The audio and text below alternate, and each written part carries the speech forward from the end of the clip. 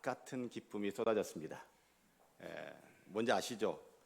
2024년 노벨 문학상 수상자가 대한민국 작가 한강 씨라는 속보였습니다. 제가 그 소식을 딱 접하고 순간 이게 멍하더라고요. 이게 진짜? 아마 우리 2부 예배 성도님들도 이렇게 멍하신 것 같아요. 1부 예배 성도님들은 한강 씨가 이렇게 수상했습니다. 이거 막 박수 치더라고요. 예. 예.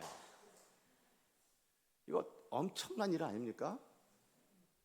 노벨 문학상. 야. 제가 한강 씨 작품 한 권도 읽어본 적은 없어요. 이제 읽어보려고 하는데 그 노벨 문학위원회가 회의를 하고 그리고 이제 이 한강 씨를 노벨 문학상 수상자로 선정을 하지 않았습니까? 그래서 기자가 이제 한 노벨 문학위원회 위원에게 가서 마이크를 밀면서 이제 인터뷰를 한 거예요. 질문했습니다. 한강 씨 작품 중에 어떤 책을 먼저 읽으면 좋을까요? 좀 추천을 해달라고. 그러니까 그 위원이 이름이 뭐냐면 안나 카린 팜이에요. 안나 카린 팜이라는 그 여자 그 위원이 이렇게 답을 합니다. 소년이 온다라는 책을 추천한다고. 여러분, 이 소년이 온다라는 이 책은요, 1980년 5.18 광주 민주화 운동을 배경으로 하고 있습니다. 1980년 5월 18일부터 열가 있었던 광주 민주화 운동 당시의 상황, 그리고 그 이후 남겨진 사람들의 이야기를 들려주는 소설이랍니다. 저도 아직 읽어보지는 않았는데요. 이걸 보면서 오늘 본문 말씀에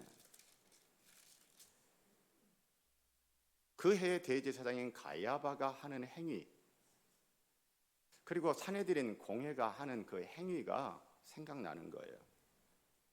그게 뭐냐면요, 여러분, 1979년 10월 26일 18년 동안 대한민국 대통령이었고 또 뭐 독재자라고 했던 박정희 대통령, 공과 과가 있지만 어찌됐든 피살을 당했습니다. 그리고 이 민주화에 대한 열망이 막 들끓었는데 12월 12일 전두환의 신군부회가 군사 쿠데타를 일으켜서 그게 좌절됐죠. 그러면 1980년대 전국적으로 대규모 민주화 운동들이 막 전개를 되는데 신군부는 이것을 어떻게 했어요? 비상계엄 확대 조치로 대응하면서 모든 집회, 모든 시위를 무력으로 진압을 했습니다. 그런 과정 가운데 1980년 5월 광주, 참 많은 사람들이 죽었습니다. 전두환 신군부는 80년 5월 광주를 희생양으로 삼아 1981년 그 다음 해에 제5공화국을 출범을 했습니다. 여러분, 희생양이라는 게 뭔가요? 여러분, 네이버나 다음 이렇게 찾아서 보면 불만 해소나 이익 추구 등의 목적을 위해 희생을 강요받거나 강자에게 이용되는 사람을 비유적으로 이런 말, 즉 피해자를 말한다라고 이렇게 돼 있어요. 자, 여러분,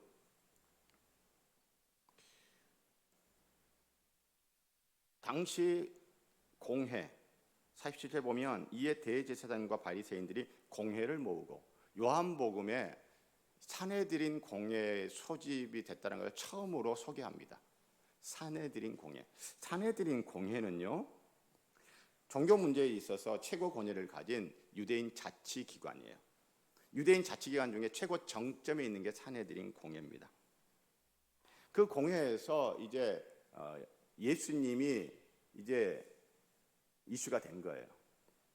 오늘 아침에 국회에서 어떤 사안이 이슈가 돼가지고 어떤 인물이 이슈가 돼가지고 막 그 논의가 되는 것처럼 당시 사내들인 공회의 가장 큰 이슈는 예수라는 이 사람 어떻게 할 거냐 이거였어요. 그래서 사내들인 공회원들 한 70여 명이 되는데 이들은 걱정스러운 게 뭐가 걱정스러워요? 예수님이 지금까지 했던 수많은 이적들, 그리고 예수님의 말씀들에 많은 유대인들이 감동을 받았어요. 그리고 많은 유대인들이 그 예수님을 믿기 시작하는 거예요. 그러면서 그들이 지금 로마의 지배 아래 있기 때문에 이 유대의 독립에 대한 열망을 이 예수님으로 인해서, 예수님이 우리의 메시아, 우리의 구원자다 그래가지고 독립에 대한 열망들을 갖고 이게 분출되어져서 이것이 시위의 형태나 또 독립운동의 형태로 이게 표출이 되어지게 되면 큰일 난다. 왜? 로마 군대가 와서 다 쓸어버릴 것이니까. 그래서 저는 이해가 안 되는 게 48절 끝에 보면 로마인들이 와서 우리 땅과 민족을 빼앗아가리라. 이 예수님 당시에 유대는 로마의 식민지잖아요. 그렇죠? 로마가 이미 지배하고 있잖아요. 뭘 더 빼앗길 땅이 있고 뭘 더 빼앗길 민족이 있기에 이렇게 말을 하는 거죠. 대제사장 사람들이 우리 땅과 우리 민족을 빼앗아가리라. 로마가. 여러분, 이건 뭐냐면 당시 유대가 로마의 지배를 받은 건 맞아요. 그러나 이 로마가 보낸 총독, 유대를 다스리는 총독의 총독 관저는요 예루살렘에 있지 않았어요. 예루살렘 서쪽 지중해 해안 항구 도시인 가이사랴에 로마 총독의 관저가 있었고, 또 로마의 주력 부대는 가이사랴와 북쪽 갈릴리 지역에 배치되어 있었어요. 정작 이 예루살렘에는 로마의 군대의 소수의 병사들만이 있었습니다. 성전 북쪽 한쪽 귀퉁이에 안토니오 망대라는 곳에 소수의 로마 군이 있었을 뿐이에요. 그런데 이 예수로 말미암아, 예수 때문에 이 군중들이, 민중들이, 백성들이 와 들고 일어나면 로마 군대가 가지고 어떻게 해버린다? 싹 쓸어버린다. 그래서 이 로마 총독 관저도 예루살렘에 있지 않고 로마의 군대의 주력 부대도 예루살렘에 있지 않아. 그러면서 로마는 예루살렘 일대 지역에 대해서는 유대인들의 자치권을 허용을 했고요. 그 자치권을 행사하는 기관의 최고 절정에 있는 기관이 바로 산헤드린 공회였던 것이죠. 자, 그러니까 이 산헤드린 공회원들이 하는 이야기가 뭐예요? 자기들 입장에서는 자신들은 아직 로마에게 지배를 받는 속주도 아니에요. 땅을 빼앗긴 것도 아니에요. 로마가 자기들은 자치권을 줘가지고 나름대로 권리도 있고 가진 것도 있단 말이에요. 바로 이 자신들이 가지고 있는 이 권력, 자신들이 가지고 있는 이 기득권, 이것을 저 예수라는 사람 때문에 로마 군대로부터 다 빼앗길까 봐, 자기들이 가지고 있는 걸 다 잃어버리게 될까 봐, 그래서 그들이 내놓은 안이 뭐예요? 그 해의 대제사장인 가야바라는 사람이 50절에 보면 예수만 제거하면 된다. 예수만, 한 사람의 백성을 위해서 죽어서 온 민족이 망하지 않게 되는 것이 너희에게 유익한 줄 생각하지 아니하는도다. 한 사람이 죽어서 이 예수 한 사람만 제거하면 로마 군대가 와서 싹 쓸어버리는, 그래서 우리가 지금까지 누리고 있는 이 모든 기득권 안 뺏기고 계속 가지고 누릴 수 있지 않겠냐. 그게 바로 너희에게 유익이다. 여기서 너희는 유대인 일반 백성들을 말하는 게 아니에요. 여기는 지금 공회, 산헤드린 공회 현장이에요. 여기는 오늘 아침에는 국회의원들만 있는 거예요. 산헤드린 공회의원들만 있는 거예요. 그 공회의원들 너희에게 뭐다? 이익이다. 누구만 제거하면, 예수라는 한 사람만 제거하면 우리에게 유익이다. 철저하게, 여러분, 이것은요 희생양 논리죠. 대제사장 가야바가 예수를 희생양 삼아서 우리의 이익을 지키자, 우리에게 유익하게 하자라는 거였어요. 자, 그런데 여러분, 참 재밌는 말이 51절에 나옵니다. 이 말은 스스로 함이 아니요. 가야바 대제사장이 이 말을 하긴 했는데 자기는 예수를 제거해서 우리의 이익을 지키자, 그래서 예수를 희생양 삼자 라고 한 이 말이 스스로 한 게 아니래요.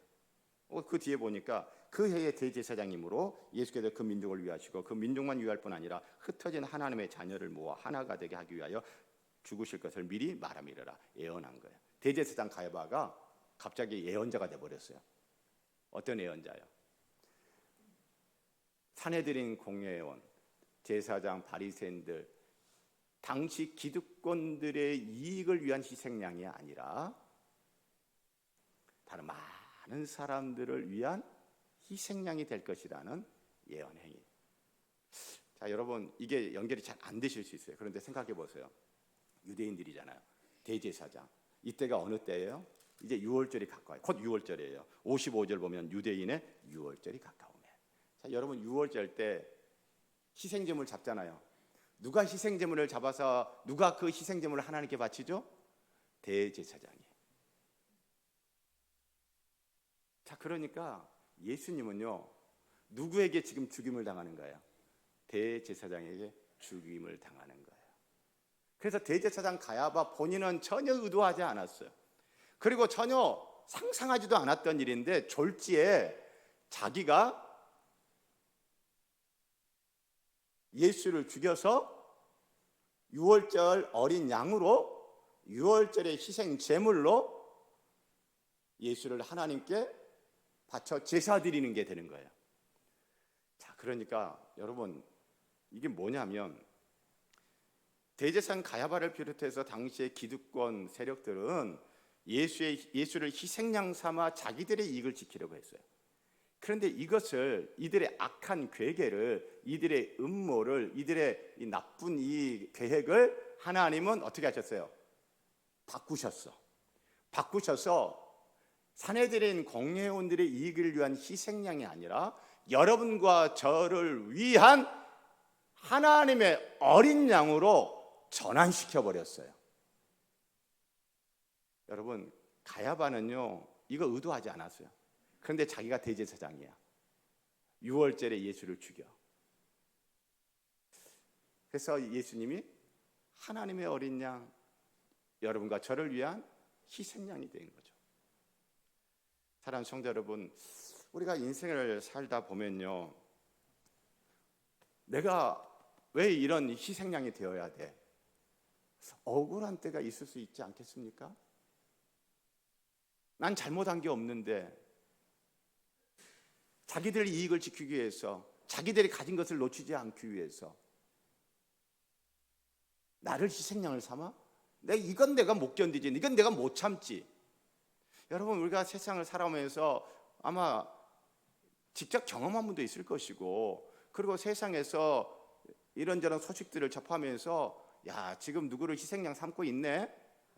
라고 하는 것이 여러분 경험됐던 것들이 있어요. 그렇죠? 뭐 지금도 이 세상을 보면 그런 것들이 있는 것 같기도 해요. 그런데 여러분, 내가 억울한 희생양이 되는 경우들이 있을 때 여러분, 오늘 말씀을 생각하면 좋을 것 같아요. 그 악한 가야바는 자기들이 이익을 지키기 위하여 예수를 희생양 삼아 예수를 죽여버리고 자기들 걸 지키려고 했는데 하나님은 그것을 바꿔버리셨어요. 하나님의 희생양으로, 하나님의 어린 양으로. 하나님은요, 이렇게 사람들의 악한 계획도, 세상의 악한 일도 하나님은요, 하나님의 선한 섭리로 전환시킬 수 있는 섭리자야, 주권자이심을 믿으시길 바랍니다. 그래서 우리가 이번 한 주를 살면서 하나님은 그래,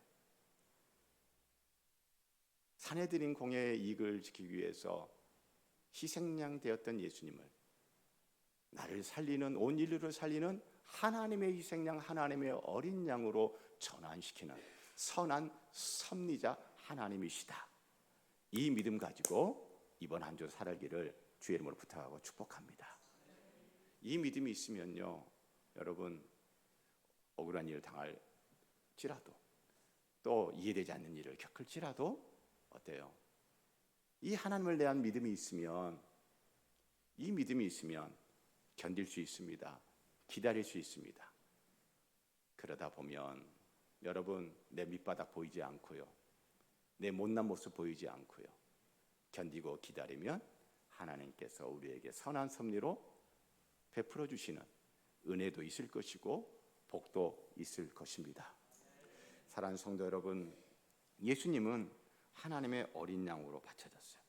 그래서 요한복음에서 처음부터 우리에게 소개하는 예수님은 어떤 분이에요? 요한복음 1장 29절에 보라, 여러분 보시길 바랍니다. 예수님이 누구신가? 세상 죄를 지고 가는 하나님의 어린 양이로다. 아멘. 여러분, 누구 죄를 지고 가는 하나님의 어린 양이에요? 나의 죄를 지고 가는 하나님의 어린 양이십니다. 누구 죄를 지고 가는 하나님의 어린 양이에요? 여러분의 죄를 지고 가는 하나님의 어린 양입니다.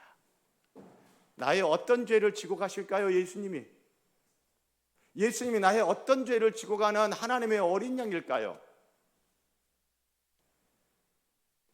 나의 탐욕이라는 죄를 예수님이 대신 지고 가는 하나님의 어린 양이에요. 그래서 그 탐욕의 죄로 인하여 받을 그 형벌로부터 나를 자유케 해주시는 것입니다. 할렐루야. 나의 또 어떤 죄를 지고 가는 하나님의 어린 양이죠?